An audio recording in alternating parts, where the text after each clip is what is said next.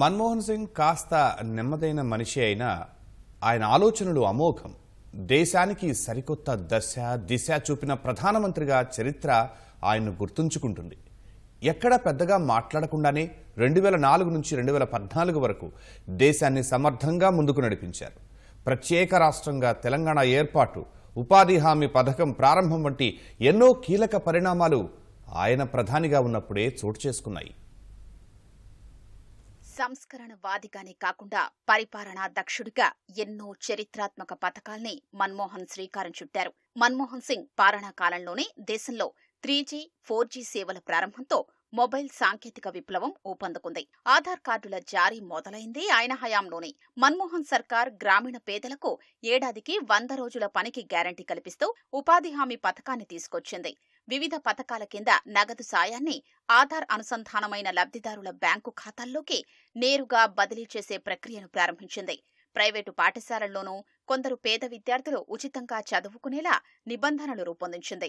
సామాన్యుడి చేతికి పాశుపతాస్త్రం లాంటి సమాచార హక్కును అందించింది. దేశంలో 3 కోట్ల మంది చిన్న సన్నకారు రైతులకు 72,000 కోట్ల రుణమాఫీ చేసిన ఘనత మన్మోహన్ ప్రభుత్వానికి దక్కుతుంది. రుణమాఫీపై ఆయన సర్కార్ తీసుకున్న సాహసోపేత నిర్ణయం కారణంగానే 2009లో యూపీఏ వరుసగా రెండోసారి అధికారంలోకొచ్చింది. ఆ స్ఫూర్తితోనే చాలా రాష్ట్ర ప్రభుత్వాలు రైతు రుణమాఫీ హామీతో ఎన్నికలకు వెళ్లి గెలిచాయి. మన్మోహన్ హయాంలోనే విదర్భ, బుందేల్ఖండ్ ప్రాంతాల్లో రైతు ఆత్మహత్యల నివారణ కోసం ప్రత్యేక ప్యాకేజీలు ప్రకటించారు. భూసేకరణ చట్టాన్ని ఆధునికీకరించి ప్రభుత్వ పథకాలు, మౌలిక వసతుల ప్రాజెక్టుల్లో భూములు కోల్పోయే బాధితులకు అధిక పరిహారం, పునరావాసం అందించేలా మన్మోహన్ చర్యలు తీసుకున్నారు. ఉగ్రవాదాన్ని అణచివేసేందుకు జాతీయ దర్యాప్తు సంస్థ NIA ఆయన హయాంలోనే అవతరించింది. తన మైనారిటీ ప్రభుత్వానికి వామపక్షాలు మద్దతు ఉపసంహరించుకుని హెచ్చరికలు జారీ చేసినా వెరవకుండా అమెరికాతో అణు ఒప్పందం చేసుకున్న ధైర్యశాలి మన్మోహన్.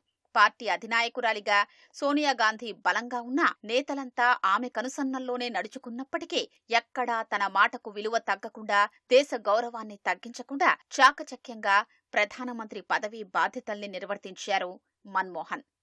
ప్రధానిగా మన్మోహన్ 10 ఏళ్ల పదవీ కాలంలో ఎన్నో సంక్షోభాలు తలెత్తాయి. ఆయన సర్కార్పై విమర్శలు, కుంభకోణాల ఆరోపణలు వెల్లువెత్తాయి. 2G, బొగ్గు, కామన్వెల్త్, ఆదర్శ్ వంటి కుంభకోణాలు ప్రభుత్వాన్ని అతలాకుతలం చేసినా ఎవ్వరూ మన్మోహన్పై నేరుగా వేలెత్తి చూపలేదు.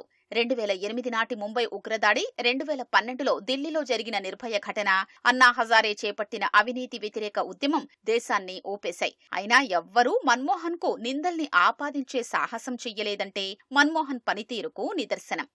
తన ప్రభుత్వానికి పూర్తిస్థాయి మెజారిటీ లేకున్నా రాజ్యసభలో మహిళా రిజర్వేషన్ బిల్లుకు ఆమోదముద్ర వేయించారు. అత్యంత వ్యూహాత్మకంగా తెలంగాణ బిల్లును ఉభయ సభల్లో గట్టెక్కించారు. ఢిల్లీ అంతర్జాతీయ విమానాశ్రయం ఆయన హయాంలోనే రూపుదిద్దుకుంది. ఢిల్లీకి మరోవైపు జేవర్ ఎయిర్పోర్టుకు భూసేకరణ చేపట్టి పునాదులు వేశారు.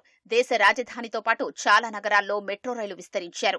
మన్మోహన్ హయాంలోనే ప్రతిభా పాటిల్ రాష్ట్రపతి పీఠం ఎక్కారు. తొలిసారి ఒక మహిళను దేశ అత్యున్నత స్థానంలో కూర్చోబెట్టిన ఘనకీర్తి ఆయన సర్కార్దే. మన్మోహన్ హయాంలోనే సేల్స్ ట్యాక్స్ స్థానంలో వ్యాట్ ప్రవేశపెట్టారు. జీఎస్టీ విధానాన్ని తెరమీదకు తీసుకొచ్చి రాష్ట్రాల మధ్య సమన్వయ సాధనకు చర్యలు ప్రారంభించారు. గ్రామీణ ప్రాంతాల్లో వైద్య ఆరోగ్య సేవలకు సంబంధించిన మౌలిక వసతులు పెంపొందించడానికి నేషనల్ రూరల్ హెల్త్ మిషన్ను ప్రారంభించింది. పట్టణ ప్రాంతాల్లో మౌలిక వసతులు మెరుగుపరచడానికి జవహర్లాల్ నెహ్రూ అర్బన్ రెన్యూవల్ మిషన్ను ప్రారంభించి 7 ఏళ్లలో $20 బిలియన్ ఖర్చు చేశారు.